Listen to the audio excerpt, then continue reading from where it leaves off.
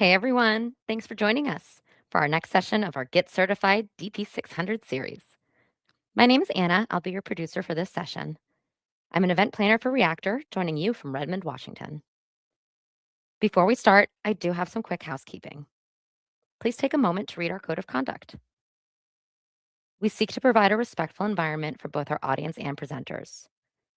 While we absolutely encourage engagement in the chat, we ask that you please be mindful of your commentary, remain professional and on topic. Keep an eye on that chat.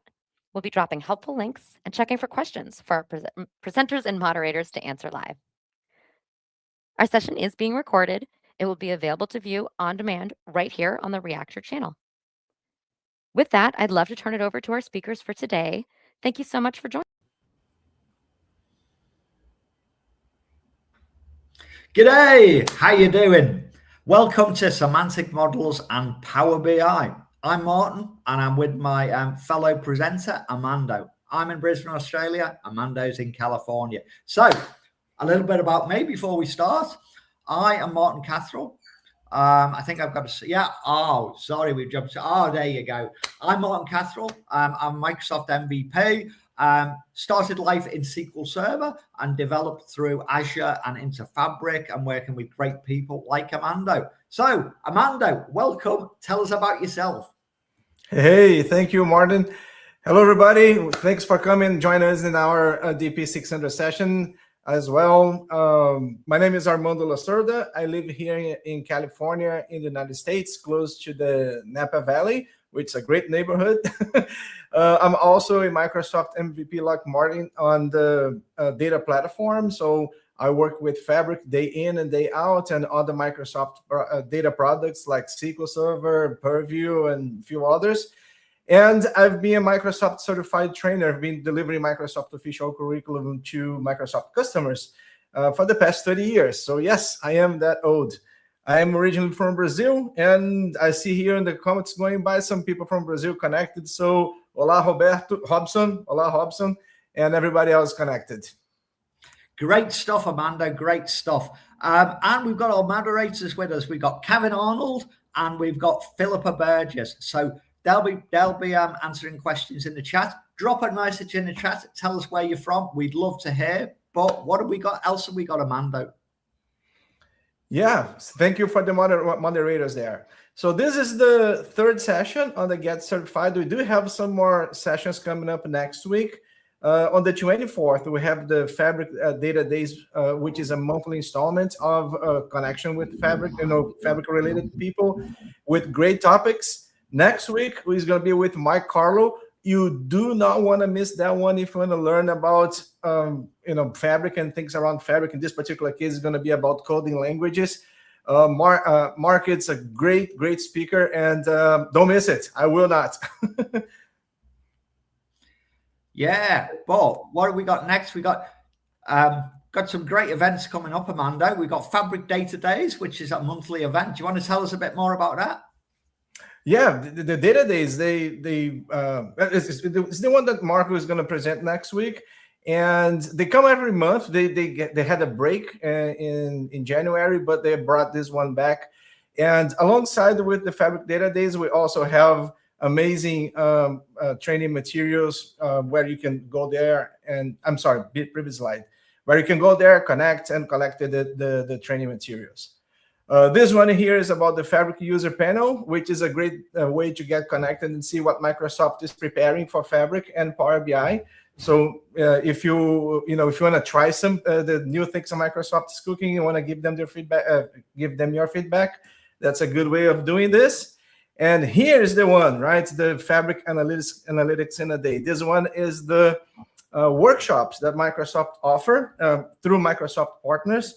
So if you want to get some hands-on and some people to help you walking through the exercises, this is a great way to do it. They have many options, many days where they offer these workshops, and it's for free. So it's a great way to get started with Fabric. And if you're new to the environment, I highly recommend you signing up for this. Have you tried this one, Marty? Have you seen it? Yeah, it is. It is a great workshop. There's also a real-time analytics one. But have we got some codes, Armando, for the exams that we're about to talk about? We have indeed. Look at that. Microsoft is helping everybody, helping us, not just to get certified, not just by giving this content we're going to cover today, which is the third one in the series about semantic model, but they are also giving us the vouchers to take the exam for free. That's a big savings, right? Here in the US is $165. So it's a good dinner with my lady. Yeah, you're not wrong. You're not wrong there. And there's a Fabric conference coming up, Armando. That's and I think we'll both be there. This one is not in LA this year. Sorry, not LA, Las Vegas. It's not in Las Vegas. It's in Atlanta. So I'm looking forward. It'll be my first time in Atlanta. I'll be presenting with my fellow MVP, Heidi Hastings. And nice. I think you'll be presenting too, Armando. Yeah, I have a session. I have a breakout session on data integration. And my session is about helping the SQL Server people, my folks that work with data integration in SSIS. We're going to bridge that knowledge into Fabric and see how things are done in Fabric, how we implement the same idea, and how we implement the same logics and the same ideas in different way in Fabric. So I'm looking forward for that week in Atlanta. Great stuff. There's a discount code there. I don't know if you notice it, but there is a discount code there.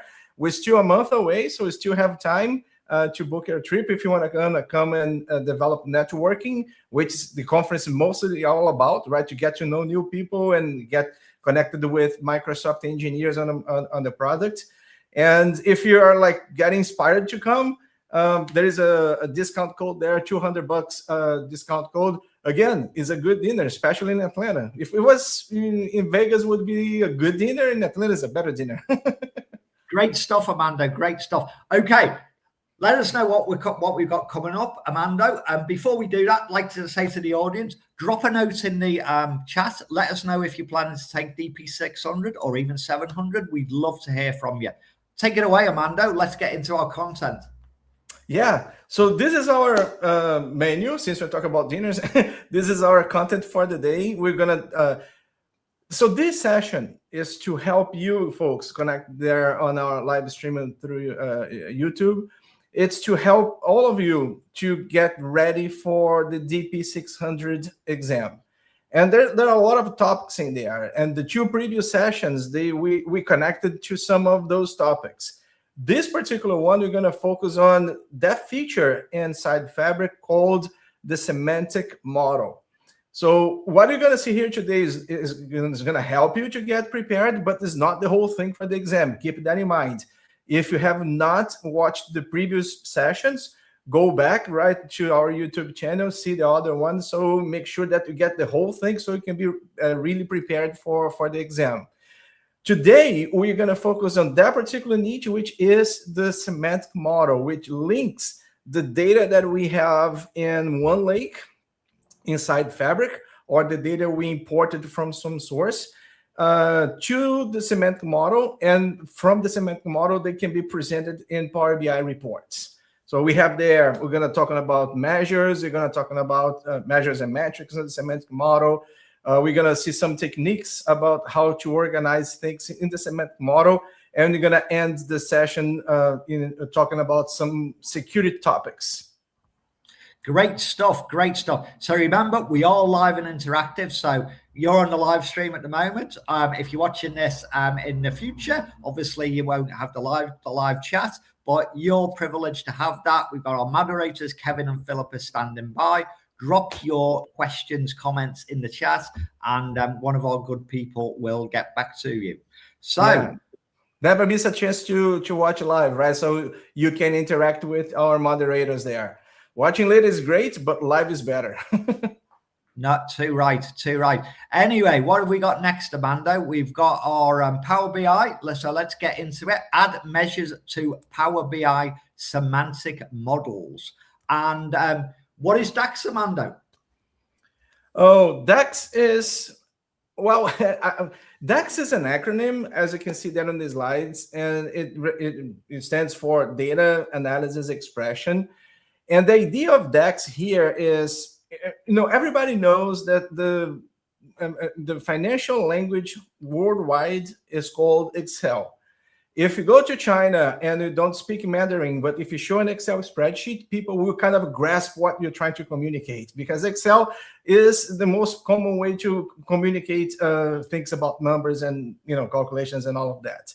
And inside Excel, we have those formulas. You have that formula bar there, and you can create your calculations using the data in the spreadsheet, using functions in that formula bar.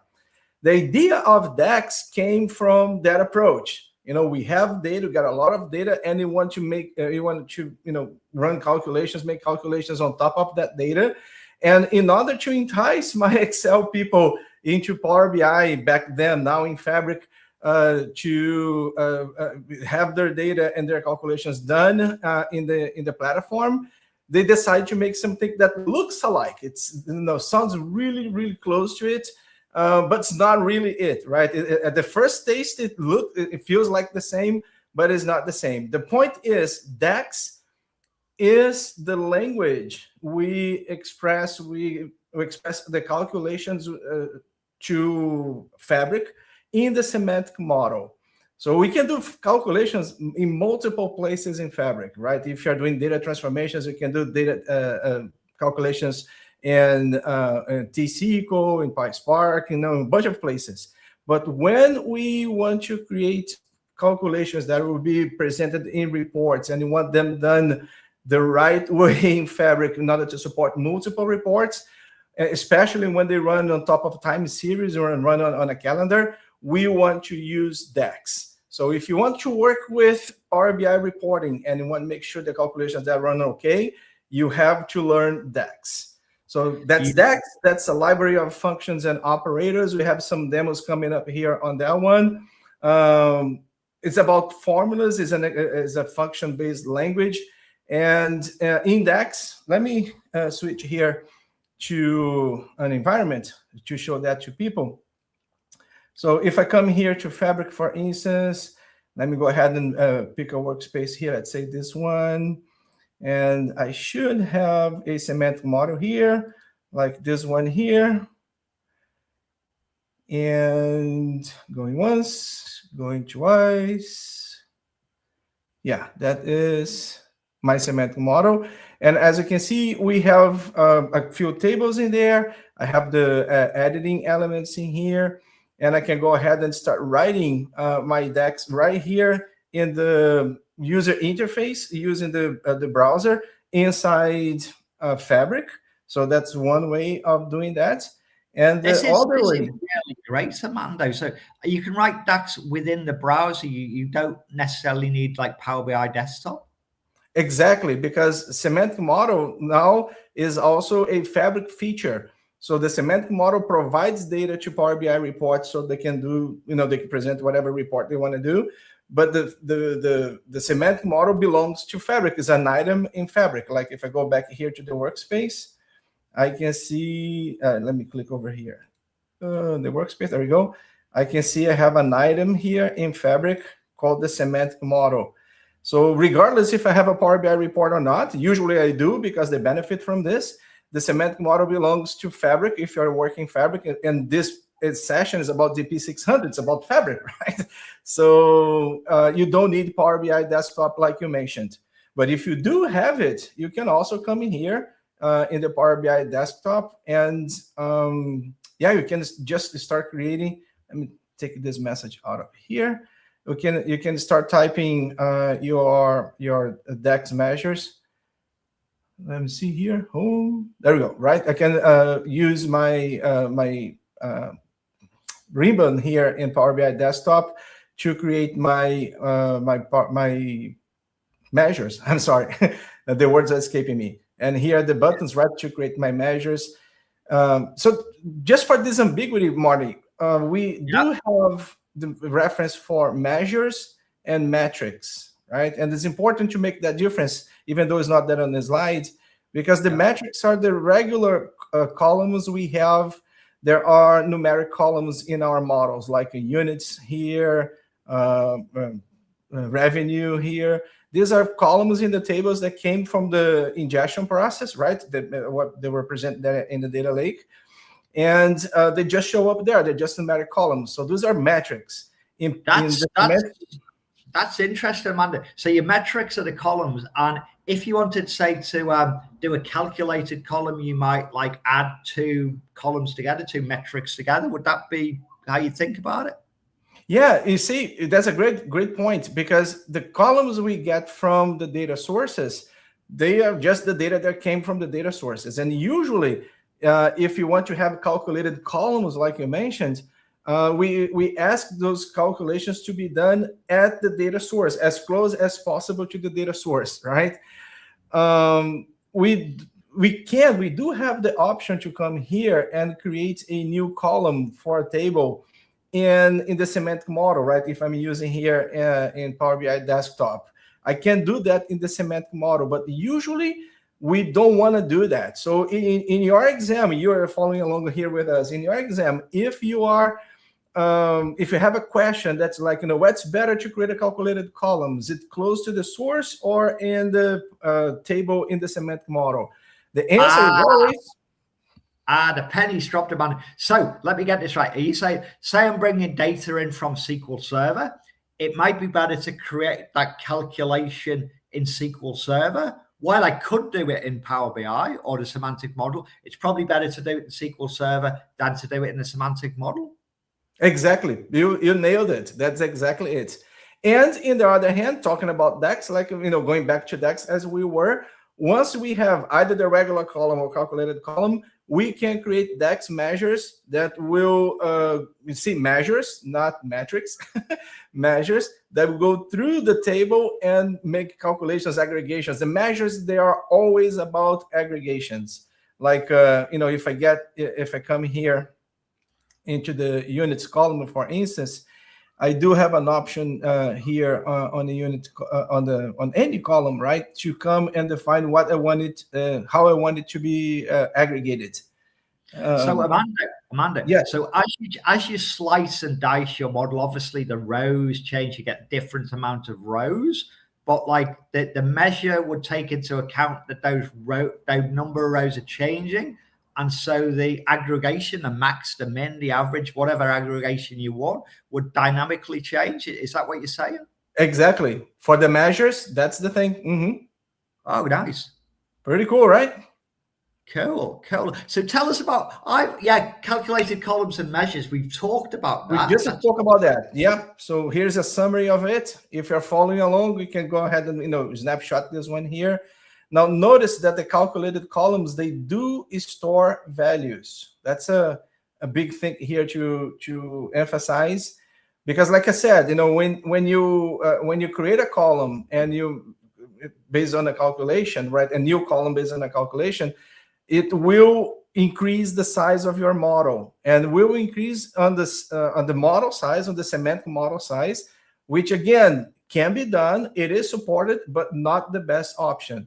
So in your exam, if you have we can choose either place, like we said before. You can add a column to the model or add a column from the source. You should always choose the option from the source, as close to the source as possible. So the calculated columns are stored, whereas the measures are calculated at when you on the fly, every time on the fly. And that's the beauty of the semantic model, because you can slice and dice in any direction, from any perspective, from any dimension. Back in the days before we had the semantic model, these things, when we had cubes, remember cubes? A long time ago, people were talking about cubes.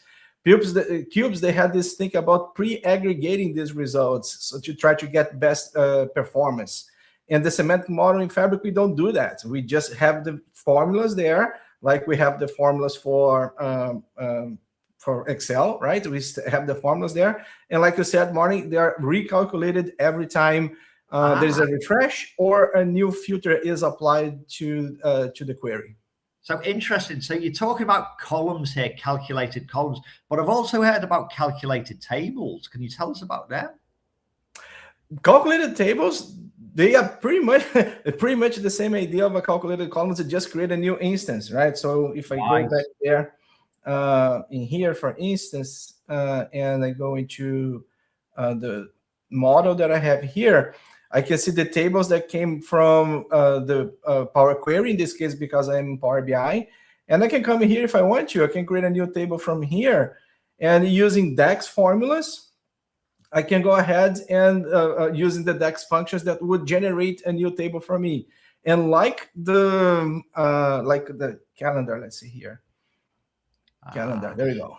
Calendar. And like the columns that are stored, they're actually stored. This table would be stored as well. Yes, they will be calculated, generated, and the data will be stored in a model, increasing the model size. Exactly. So for an example, there wasn't a table called table before. Now there is one. I just created one here. And this one just increased the size of my model with the information that I just generated. So these are possibilities we can have if, as a data analyst, if I don't have access to the original model and I'm working with Power BI Desktop to do these things. These are options that I have. When I come here to the semantic model, where is it? Right, DAX, right here. When I come here to the semantic model in Fabric, right? I can come and create my my measures in here. I have my tables, and I can add my measures in the tables the way I want. I have wizards to do the same thing there. But when it comes to, again, to calculated columns and tables, when we are in Fabric, when we work with specifically with the semantic models in Fabric, we really want to avoid those. We don't have much support for those in Fabric. Right. Okay. Hey, Armando. So you've told us about calculating tables and columns. You've told us about measures. I've heard about this other thing called calculate. Apparently, it's a super duper function. Say that again. Calculate what? Apparently, there's a function called calculate. Yes, perfect. Yes, there is this function called calculate, which I think comes in the next sequence of slides. And the idea of the calculated functions is the calculated function. And for those of you, again, we are here because we want to prepare for the DP-600.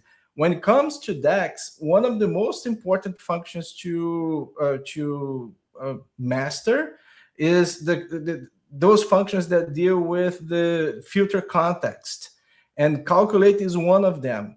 Like, if you want to compare the current year revenue to the previous year revenue, if someone gives you 1 year, you have to change the filter for the previous year. And the way to switch that filtering context when you do a DAX calculation is by using functions like the calculate. So calculate is a very important function. We don't have time to go through all the details here, but if as I'm speaking to you, if you hear the word calculated function in DAX, if you don't know what it is, jump into it. And if you know what it is, but you're not really sure about how to use it, please go ahead and take some time to study that function, because it's a very fundamental function. It is. In the semantic model for measure calculations. We got a question. You got a question. I think it's around measures. Do you recommend creating most measures in the model layer instead of reports for governance purposes? So I've always created measures in the semantic model themselves. Can you create them anywhere else? You can, yeah, you can create DAX calculations on the visuals, visual calculations. You can have them in there in the report. Usually, exactly like you said, usually not a good idea. I mean, it is a valid resource. It's good to use. You can use it. But if you have a calculation that should show that number on any reports, they must reside in the semantic model. So if you create a calculation for the report or for a particular visual in the report, it's fine. It's going to work. It's you're patching something. You need a calculation that was not in there, so put it in the report. But if that's an important calculation, you should negotiate trying to get that calculation into the model. Right, which is a good segue for the next section about scalable semantic models. Yes. We have to keep an eye on time, right? So let's switch from DAX and we only have an hour. Say that again? Unfortunately, we only have an hour. We could talk for the whole day. Anyways, so let's talk about some techniques on how to organize our models, right? And this is about the semantic model modeling. Marty, talk to us about this approach to model the data in a way that you can have these benefits here. Well, scalability should really be at the forefront of your mind. If you're designing an enterprise-wide solution, then you want to think about scalability. Obviously, your data is going to grow, but at the same time, you got to balance that with the flexibility. You're going to have to accommodate changes as your different requirements come in. Maybe as the business grows and changes and all that. And the data growth is going to affect both of those things. It's going to affect the scalability and the flexibility. So yeah, you've got to balance those two things, but you've just got to think about it, and you might have to make trade-offs, reduce complexity here, maybe increase it in other places. But getting the right model, you want it to be quick, you want it to give valuable information. All those things have got to be combined into that enterprise grade model. But I'm sure we'll have a look at some of those things as we move through, Armando. Yeah, definitely. I think it's important, like you just said, it's important to emphasize that the model must have all of these attributes, and in such a way that you can use that model to support multiple reports. People coming from Power BI, right? Modern people from Power BI, they usually import data into Power BI desktop, create a report, and publish it. And if they want to do a second report, they repeat the process from the beginning. But in Fabric and with the semantic model, the idea is to have a reduced number of models, because the models they tend to bring this value at scale, and then you support multiple reports from that model. And it's important to try to reuse the model so we can represent the data in multiple ways in the reports. Yeah. Why is scalability so important? Talk to me. Yeah, which one is the most important? Well, it obviously depends. The thing you're not going to get away from here is the data growth. Yeah, yep. So that's a given. Your data's going to grow, and you don't want to. If you've got to make changes, you don't want them to be that intricate and complex. So the flexibility and reducing complexity are massively important. But yeah, I think we're going to ask some questions on the next slide about how do I design for scalability? What have I got to do? Take into consideration best practices. There's a lot of them out there. And there's a lot of different viewpoints. I guess the main thing, Armando, I don't know if you'd agree with this, it's a star schema. So you've got like your fact table in the middle and your stars going off to different dimensions. Yeah, 100% agree. I 100% agree. We actually have a couple of slides ahead that we'll talk about that. Oh, we'll come to that later. So, So I know there's a good point here. Determine what direct lake import or direct query. So there's storage modes. And depending on what storage mode we pick, we've got different trade-offs here. For example, direct query, you might go directly to your data source, which might not be within the model itself. It might be to an external source like, say, SQL Server or somewhere like that. Whereas import, you are actually dragging the data into the engine. And you can query that very, very fast. But Armando, there's a new one out called Direct Lake. I think that came along when Fabric came along. Exactly. Power BI people, if you've been working with Power BI for a while, import and direct query were your two options. And they're still there. There's still valid options like Martin just described to us.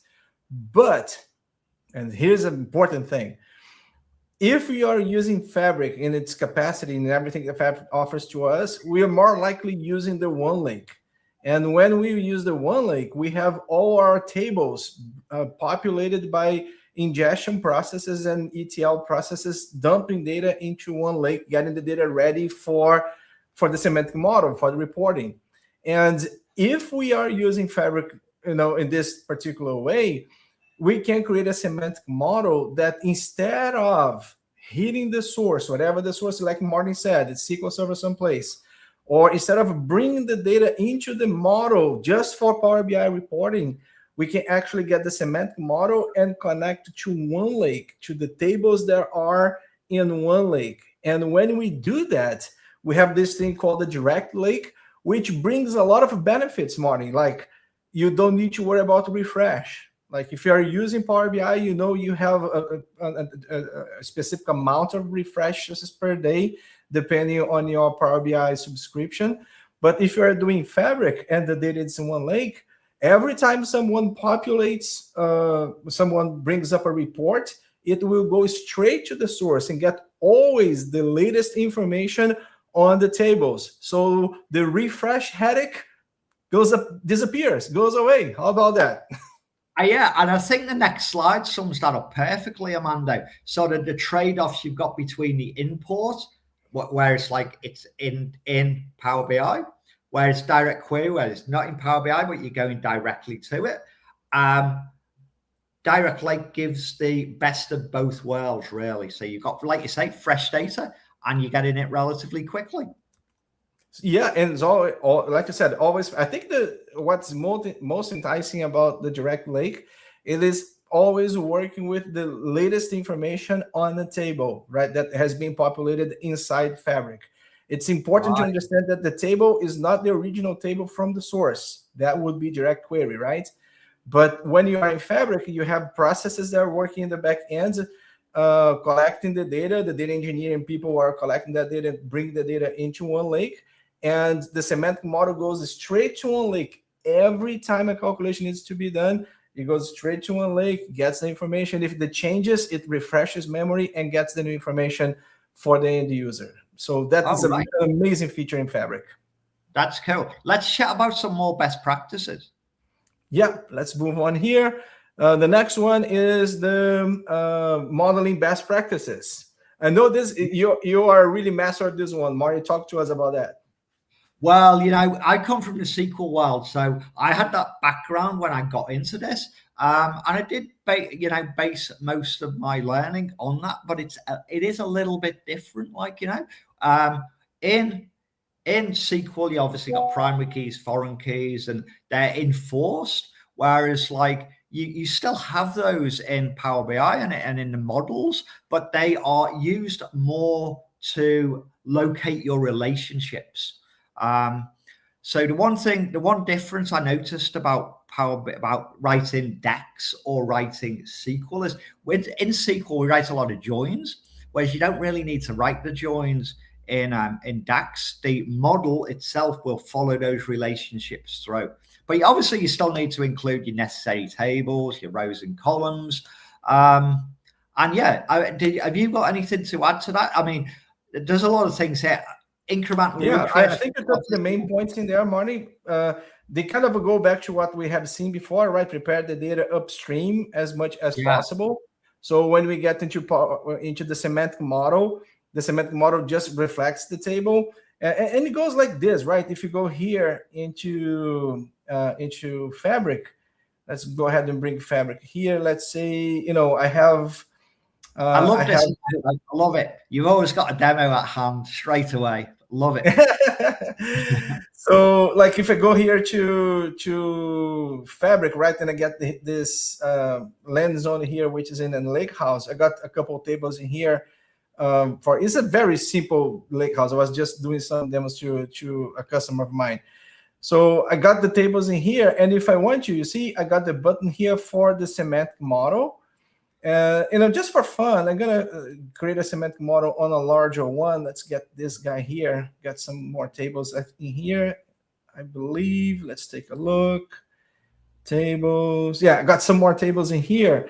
So I can come here, like, this data is in one lake, like we just discussed, like we just mentioned. And now, in terms of modeling, bringing that data in, implementing best practice, we want to bring that into the semantic model. And we're going to choose the tables we're going to work with. Let's say I'm going to use just these three here, for instance. And those tables will come into, I have to give it a name. DP-600. Don't forget the name. That's very important, Armando, the name. Names are important. Yeah.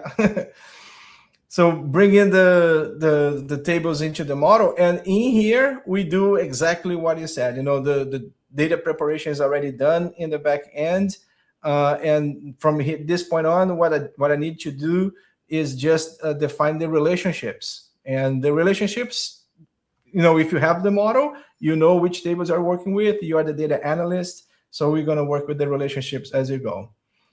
For some reason, the demo gods are kind of working slow today because I don't see my model here. Let's go back to the slide deck. We'll go back to the model later to see if it pops up.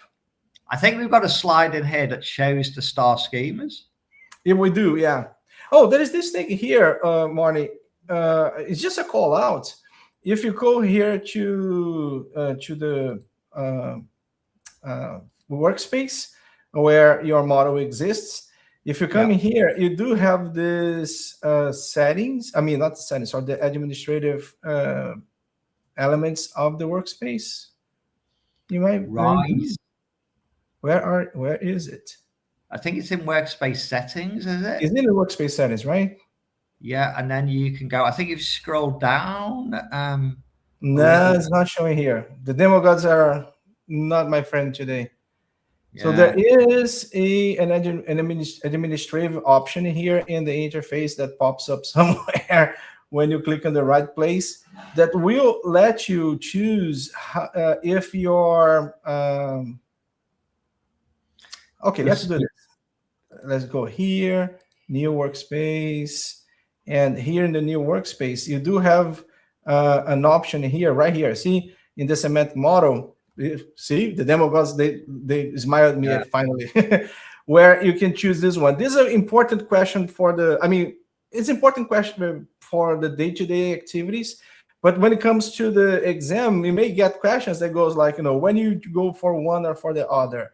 And this has to do with the amount of data, like we said earlier, Marty, in terms of the data footprint in memory. If you have a semantic model that's hitting tables in one lake, and the collection of data of these tables is larger than 10 gigabytes in compressed mode, which they already are because they are delta tables, you usually want to go in this one here. If they're smaller, there is a different way of managing those tables in memory. So you can go in this one here that makes life a little bit easier internally. The bottom line is, if you go large, it always works, right? If you go small and your semantic model grows too big, you may have memory issues dealing with that semantic model. Isn't that correct? I think you've hit the nail on the head there, Armando. Very good. Thanks a lot for that. So there's also the star model. Yeah. So we got our fact table in the middle, and we've got extra information about all of the data points that might occur in our facts around. And Power BI loves this format. If you've got a model, a semantic model based on a star schema, you'll find your model to be very performance and pretty flexible.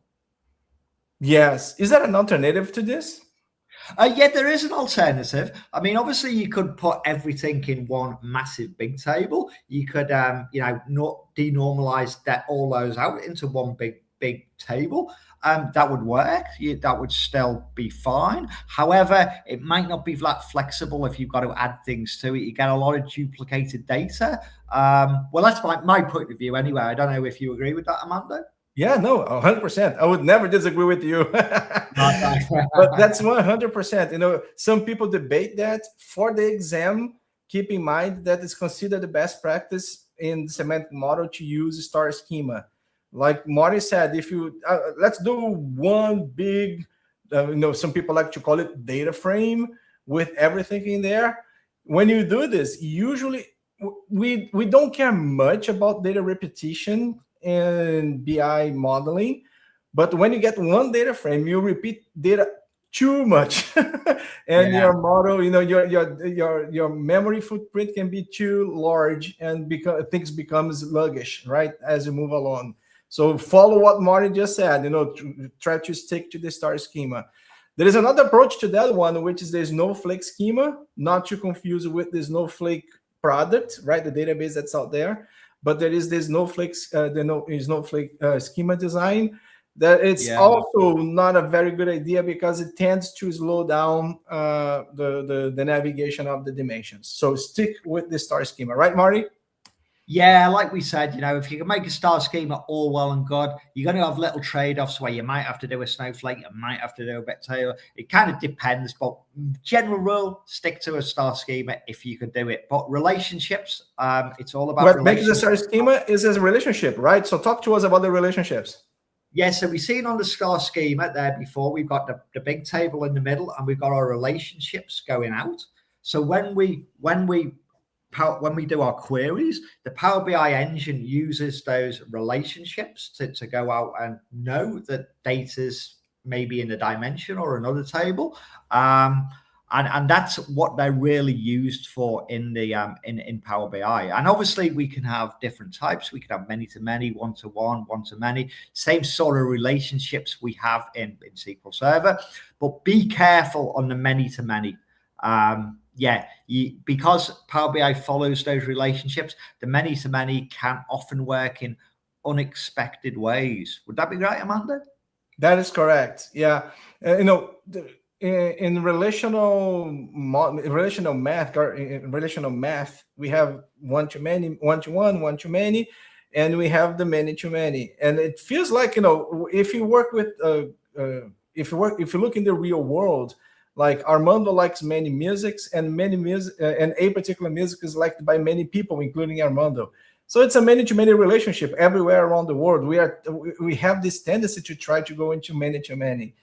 Like Martin just said, for those of you following along, right? For Martin just said, we should avoid the many-to-many because the behavior of a many-to-many has more to do with graph than actually with BI analytics. So if you want to do some graph, it's possible, have some support in there, but that slows down a lot of things inside your Power BI report, inside the semantic model, and some other places.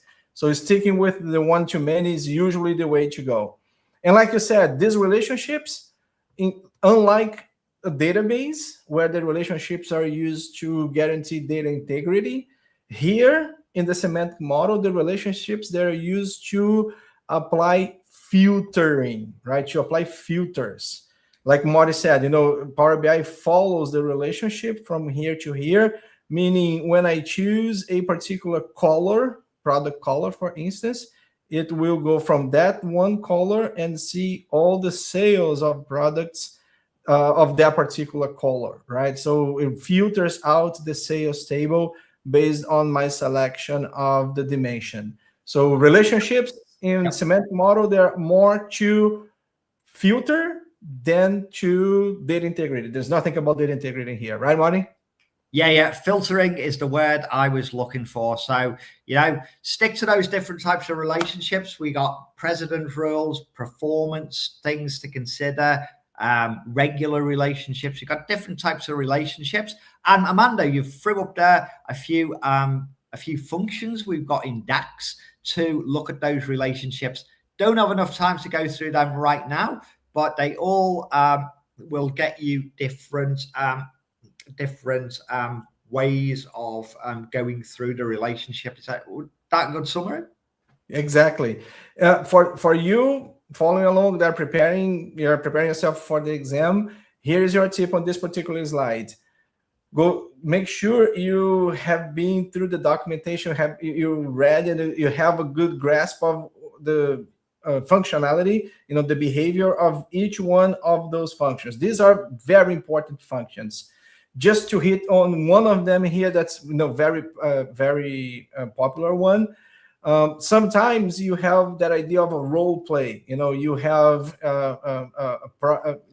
you have a date, and you have a product that was sold. So there was the date the product was sold. There is the date the product has been shipped, and the date that the product has been delivered. So a date can be either the order date, the shipping date, or the delivery date. And when one dimension can be used on multiple different approaches or roles, usually you will see this function here in place, user relationship. This particular one here is exactly for this type of scenarios. So if you are taking your exam and your exam is like, you have this date table and it can be either one or the other, how are you going to implement these things?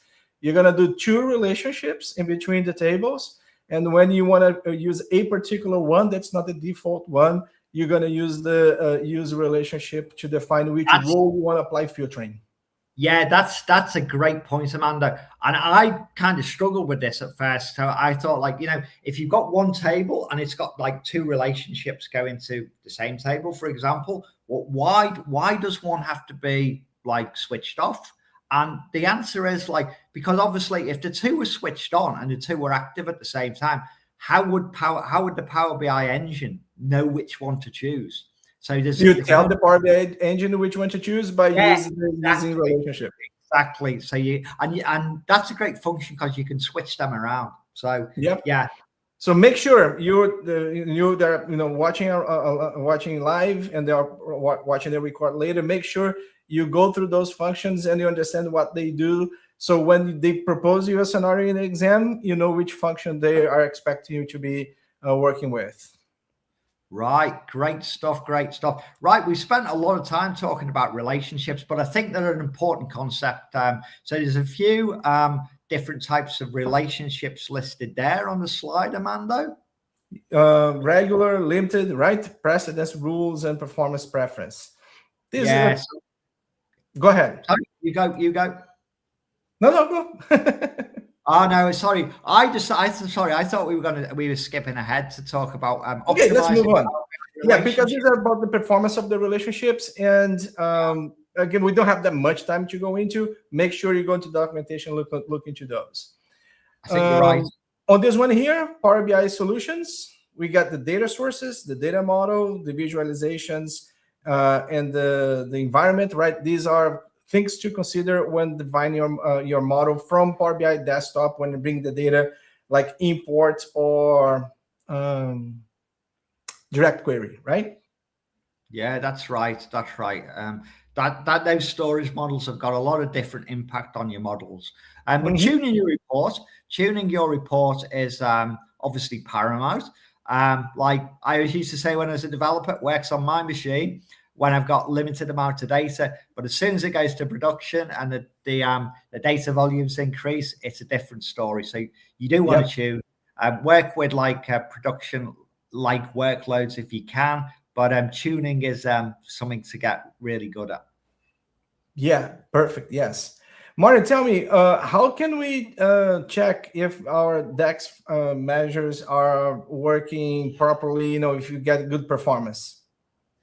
Well, there's a few different tools out there. Like, I mean, you can do it in Power BI desktop. I mean, obviously people will probably be designing these and making these in Power BI. So you've got the performance tab there. But there are third-party tools. You could look at DAX Studio, tabular editors, another tool you can use for different things. But Power BI desktop, you can do it in there. Are you about to show us, Amanda? Yeah, I'm following your lead. Like you say, you can do in Power BI desktop. So I'm here. I'm showing it. Yeah, nice. So there we are. See, when you are working with your reports and someone complains about, when I click on a particular place on the report, it kind of takes forever to show the results or the number. One way you can have, like Mario was just saying, you can interact with your report and see here how all the calculations that are being done on that particular report and how long each one of those calculations took to get rendered. So the thing you're looking for is always your DAX, right? How long your DAX took to process. The visual display and other things, you usually don't have much control over those, but your DAX is what really matters, right, Marty? I think that's a very, very good summary. There's a few things that played out. Obviously, the performance of the DAX to get the data back, performance of the rendering of the visual. There's a lot of things in play here that we need to take advantage of. But Armando, I am just looking at the time, and like you say, we've only got an hour. They need to make these things an hour and a half. What I think we should do, we haven't talked about security yet, and I think we should round off with security. Yeah, let's jump there. So jump to security, because we need to, it's part of the exam. Obviously, security is a massive part of developing any kind of data system. You know, you want the right people to get to the right data at the right time, and you don't want to compromise. So enforcing security in your semantic model is is paramount. And obviously there are best practices surrounding that, as there are within modeling. Yes, definitely. And you know, you have data. Data is one of the most precious assets of any enterprise, of any company. So you got to put some security around it. In Fabric, there are multiple places where security can be pushed on. When we're looking to the semantic model, there are pretty much two things we can do in the semantic model, right, Marty? One, actually, you know, if you think about Fabric and the workspace, you do have the workspace security. And the workspace level and item level security, right, Marty? Yeah, I do. That's a great analogy. So I think of security like an onion sort of thing. You've got to let people access the workspace, but within the workspace, you want them to access tables. Within there, you want them to access view. You know, the layers are different for different approaches, but that layered approach, I think, is a good model. I think it's best practice too, Armando. Yes, it still is. So here on Manage Access, we can manage access to the workspace and define who can get into the workspace and see everything that's in there. To some items in there, we can go into a report, for instance, and you can define permissions at the report level about who can see this particular report, and you can share the links to that report. So that goes some security around the workspace and the elements in the workspace. But when it comes to the model, we have these options here, right, Marty? Yeah. So you want to consider all your options. Some will be valid for one scenario, some will be valid for another. So define your rules. Now, whether you've got static rules, like Armando can see this workspace, but he can't see this workspace. Maybe you've got dynamic rules. Armando can see these rows of data, but he can't see these rows of data because Martin can only see these rows and he can't see Armando's rows. Things like, we call that row level security, and it's quite dynamic. Single sign-on, that sort of thing. Tell us more about this, Armando. Yeah, you just mentioned the row level security, right? And you can define row level security here on Power BI desktop and also in Fabric, in the Fabric interface. So you can come in here and use the tools here to define that. So you can define here the roles. The roles you want to manage, like imagine in this particular case here, imagine that you have a company that works in multiple countries, and you have managers for each one of those countries, and they're supposed to see data only based on the regions they work for. So you come here and define the roles, and with the roles, you will have the rule for that particular role to be applied. Let me see, sales. Well, the rule is not showing for every reason, but the rule is there. And you define it here, right? What's the relationship between the people, the salespeople in this case, with the role, and then which roles they can see, what are the criteria they can see, and what are the data actually, I'd rather say, right? They can see. And here you can test that. Yeah, that's right. And you can like impersonate it. Go ahead. Sorry, I'm sorry to talk over you. Obviously, I'm a long way from you geographically. But I was going to say, for people who've dealt with SQL Server before, row level security will probably be pretty much front and center of mind for them. It's effectively about filtering rows, and Martin can see row 3, but Armando can't see row 3 because we've defined in our application, our function, that they're the rules and you get to define them. That's correct, isn't it, Armando? That's super correct. And by the way, remember that the way to identify these people is through Entra ID, right? They have to have an account in Entra ID. You cannot have any other kind of a directory service, only Entra ID. Yeah, right. So we talked about dynamic roles, let's talk about static. So yeah, just static things. I've got access to the workspace. Armando hasn't got access to the workspace. Things like that. Got any more examples? Yeah, and I think that these are the three ones we have. At the workspace, we already demoed. This one here, that is the role level security at the Power BI. At the rule level, right? When we come here and we define it over here. Let's try that again. So this is supposed to be at geography, perhaps. Let's see. Oh, there we go. Got my rule right there. At geography there. So this is the static one, right? So anyone that meets the user table, and the user table defines that person as being in Canada, would be applied like that. Now, the other thing we have, Marty, and I think the next slide talks about it, is the last one we have for today, is the object level security. And in here, for our friends that are following along, here's a very important thing. You cannot do object level security through Power BI desktop or through the Fabric interface, the web interface. Here's one thing I found out fairly recently, Armando. I think we can do that in tabular editor, but you'll have to correct me. Say that again? I thought you could do that in tabular editor. You can, yes, you can do that. That's the only place you can actually do that. And as a matter of fact, if I go back here, I have brought a tabular editor here to the demo environment, so our people can see that, you know, inside Power BI, there's an external tool that I have installed and connect to it. There is a free version of it, which the one I'm using here. And that goes to very specific scenarios. And again, when you go for the exam, they were going to give you all this collection of scenarios there. You have to grasp what they're talking about. And if they come to the scenario in your question and say, you know, you want you to define rules, but I want you to define the rules not based on a function calculation, like the rules we have just seen that we can do in Power BI desktop, but I want you to define a rule in order to define which tables a particular person or group of person can see.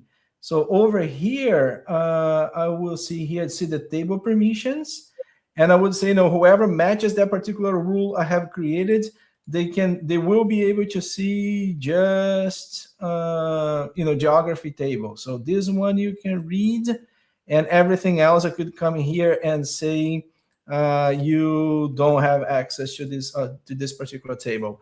So this is different from row level security where you filter rows. This is object level security when you block people from seeing a particular table. And again, there's another way of doing security in the model, and only available when you deal with the model with third-party tools like Tabular Editor, like Marty just said. That's cool. So what I'm getting off you here, Armando, is like, obviously, do most of your, you've got third-party tools. You should know a little bit about these third-party tools because you can do some things in them that you can't do natively. But Armando, let's round this out. We're talking about good practice, and then we'll wrap it up, mate. Yeah, so I think one of the important things in good practice here, and again, good practice are important for the exam because you should follow what the Microsoft puts in the documentation, saying, no, it should go this way. And this particular bullet here, the third from the bottom, it's important one. See, use this particular DAX function when doing the filters based on user identity instead of using the username, right? So you want to use the UPN, the user principal name, the UPN, instead of using the regular username, because the username may change, the UPN will never change. So always use the user principal name. I like the one below that, Armando. Rigorously validate your security. So your row level security, your object level security, test all your roles, obviously test other things, but we're calling Pacific Layout security here. And I think that's a really good call out. Yeah, the first two, they point to things we have mentioned before, like have fewer semantic models. So try to create a semantic model that can support multiple reports, so we don't have the same calculation spread out through multiple semantic models. So try to create one source that can support multiple scenarios. And when it comes to roles, all in this role level security thing we just mentioned, these are filtering. Role level security filtering like everything else, and which means it degrades performance a little bit, right, Mark? That's right, Armando. That's right. On that note, I think we start to wrap up and let our audience know that we've really enjoyed ourselves. We wish we would have had more time, but unfortunately, we're only an hour. But get yourself along to one of those workshops that Armando talked about earlier. Let's thank our two moderators, Kevin Arnold and Philippa Burgess. They've done a great job in the chat there. And I'm happy to say bye if you are, Armando. Yeah, it was great to be here with you. Dealing with the questions there, it's one of the most fun part of this. And thank you for having us out there. The resources we have already showed to you at the beginning of the presentation. So just go back there and check out those slides we have shown in the beginning. Don't forget to ask for your exam voucher so you can take this exam for free. Good luck. Go prepare yourself for the exam and join the club of certified data analysts in Fabric. I see you next time. See you next time. Thank you very much.